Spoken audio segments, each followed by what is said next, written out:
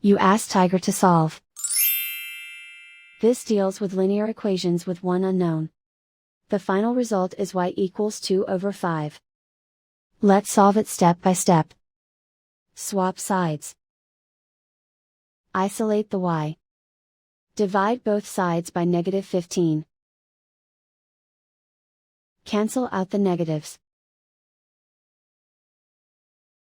Simplify the fraction. Cancel out the negatives.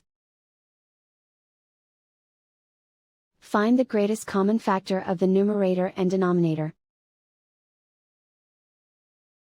Factor out and cancel the greatest common factor. And so the final result is y equals 2 over 5.